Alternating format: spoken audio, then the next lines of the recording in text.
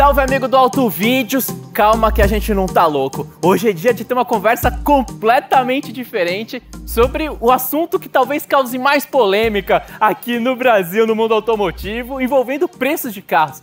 E a gente tá refletindo aqui, fica tranquilo, porque a gente vai falar com calma. Será que os carros no Brasil estão ficando mais baratos? Estão ficando mais caros? Você pode estar imaginando que a gente tá maluco, mas a gente não tá, Navarro. Calma, que a gente vai discutir aspectos econômicos, a gente vai falar um pouquinho de alguma sopa de letrinha, de leve, para mostrar para você uma outra visão sobre a questão dos preços. Mas a gente sabe que comprar carro no Brasil continua difícil, continua um sonho muito grande de todos os brasileiros e nós queremos que carro seja cada vez mais barato para que você possa ter o carro que você quer. Mas essa discussão é importante porque a gente precisa colocar uma pitadinha de economia, de economês, mas de um jeito leve, para a gente levar essa discussão para um nível diferente. Então vem com a gente, acompanha o bate-papo que você vai gostar. Falar de preço de carro no Brasil e ao lado do logo da Honda aqui é sempre algo que é bastante desafiador, mas a gente está aqui com o Honda City EXL, você já viu o vídeo completo da avaliação dele, mas quando a gente estava ali analisando os preços atuais desse modelo e a gente parou para conferir como eram lá em 2009, quando ele chegou, a gente acabou tendo uma surpresa e por isso surgiu a ideia desse vídeo, Navarro. Pois é, Linha, a gente olhou os preços quando ele chegou por aqui, versão modelo 2010, lá em 2009, e o EXL, por exemplo, estava ali em 71 mil reais, mais ou menos, há pouco mais de 10 anos atrás. E aí a dúvida que talvez você tenha aí, que foi a dúvida que despertou nosso interesse para fazer esse vídeo é: se a gente pegar esses 71 mil reais de 2009 e corrigir esse valor com a inflação oficial medida ano após ano até o momento presente. Então a gente vai pegar um indicador chamado IPCA, o Índice de Preço ao Consumidor Ajustado, que é medido de forma oficial pelo governo, ou seja, é quanto o seu poder de compra diminuiu ao longo do tempo, ou, se você quiser olhar de outro jeito, quanto aquilo que custava determinado valor custa hoje em termos corrigidos, que a gente aplicou no preço desse carro. Sabe o que aconteceu? De 71 mil reais lá em 2009, ele estaria custando hoje, Lian, 127 mil reais se a gente corrigisse pelo IPCA. Foi essa a surpresa que a gente encontrou. E o Navarro falou ali sobre a correção do IPCA. Eu sou um cara que gosta de carro, gosto de economia desde criança também. E aí, por uma série de motivos, eu gosto de corrigir o preço das coisas pelo ouro, que é uma reserva de valor histórica, desde toda a história da humanidade. E pelo ouro, só para dar um outro referencial para você, sem polêmica aqui, daria 3 vezes mais, na faixa de 214 mil reais, aquele valor de 71 em 2009.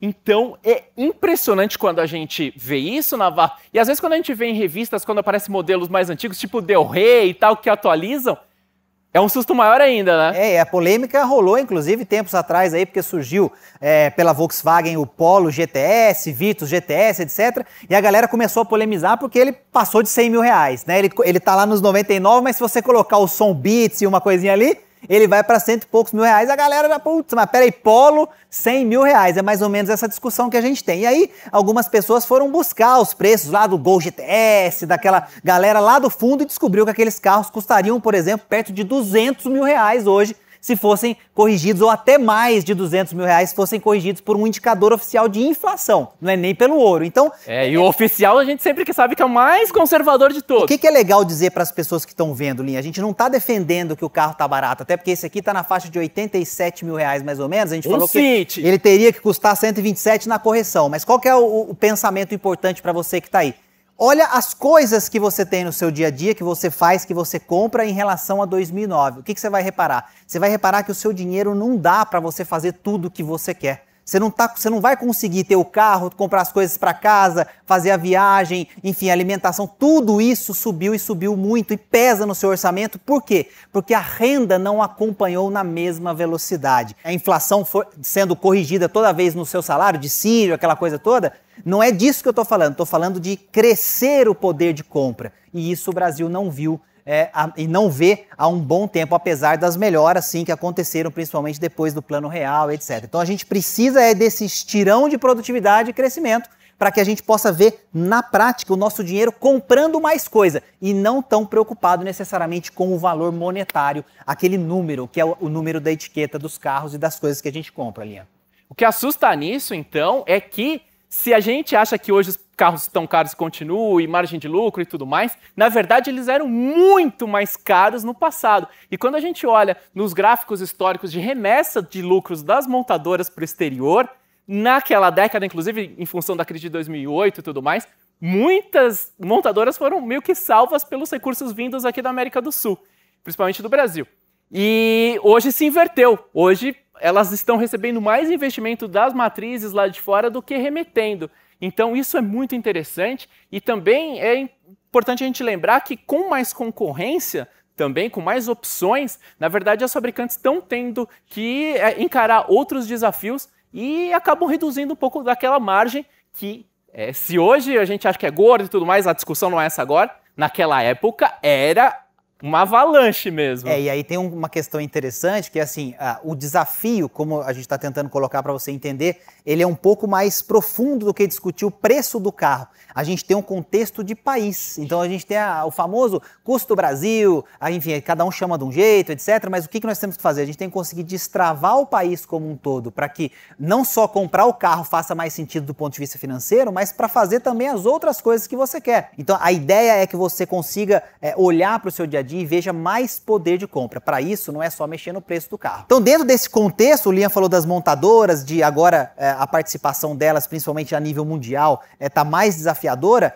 Pensa nisso, porque a montadora está aqui empregando mão de obra local com esse mesmo desafio que a gente está falando, que é justamente destravar esse custo do Brasil. Ela precisa ter mais produtividade. Quando você compara, por exemplo, Brasil e México, você vê que a gente está muito atrás do ponto de vista de produtividade. Consequentemente, a gente não entrega um produto de forma tão competitiva no mercado quanto esses outros países. Fiquei só no exemplo do México, por ser um país relativamente parecido com a gente do ponto de vista econômico e de população. Então esses detalhes, eles levam essa discussão para um outro estágio. A gente não está falando que o preço está justo nem que está barato. Ele é desafiador para você comprar, muito por conta desse desafio de Brasil que a gente precisa, de certa forma, destravar e, se a gente quer realmente ter mais facilidade, encontrar esse Brasil legal aí nessa jornada. A gente quer ver um país mais produtivo, com mais trabalho, com mais emprego, com mais renda, com mais produtividade, com mais abertura comercial, com mais concorrência efetiva para que essa realidade mude. Então, a gente, nesse vídeo aqui, o objetivo era dar um panorama histórico para a gente se situar ao longo do tempo. Mas é claro, e eu vou ressaltar de novo aqui para deixar muito enfatizada a nossa opinião.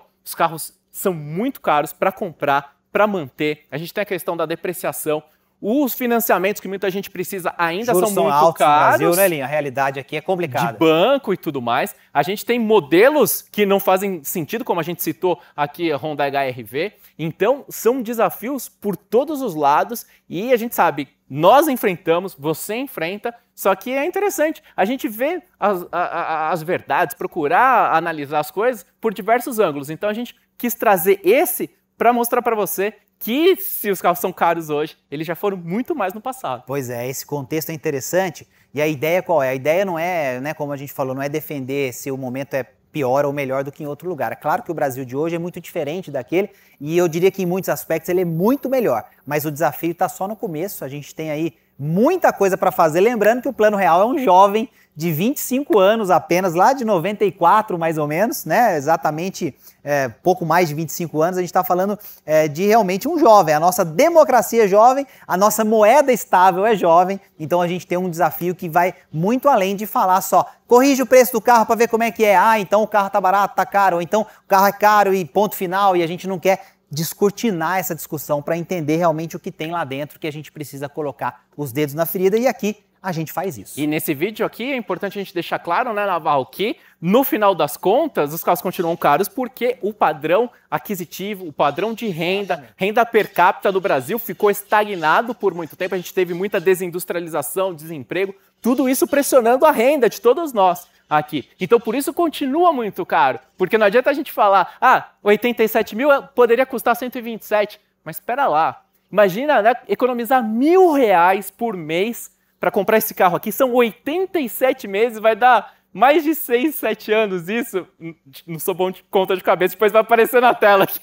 Mas então é muito dinheiro, continua sendo muito dinheiro e o lance vamos torcer para que as coisas melhorem daqui para frente. Isso aí, a gente conversando com você de um assunto complexo, mas de um jeito diferente para tentar fazer você pensar um pouco também fora da caixa e sair daquela discussão muitas vezes padronizada aí sobre é caro ou é barato e por que é caro e por que é barato. Acho que a gente precisa ir nos porquês também, não ficar só tentando lacrar na internet como tem sido a tônica dos últimos anos. Combinado? Então, faz sua inscrição por aqui, ativa as notificações, vai lá no Telegram, a gente tá com um grupo lá, tá em todas as redes sociais, Instagram, Facebook, sempre com a sua linguagem, conversando, falando de coisas legais, que é só mostrar o carro, mas também falando de coisas mais sérias que envolvem o seu dia a dia no trabalho, da sua família e de todo o Brasil. Não é isso, Linha? Agora a gente levantou uma série de bolas aqui e a bola tá com você. Chuta ela nos comentários, mas com tranquilidade aí, vamos enriquecer. A gente tá junto nessa discussão. Tamo junto, no mesmo time que você.